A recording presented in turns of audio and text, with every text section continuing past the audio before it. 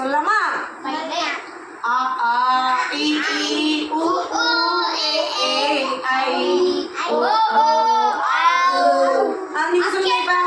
ஆ ஆ இ ஈ உ ஊ ஏ ஏ ஐ ஓ ஓ ஔ.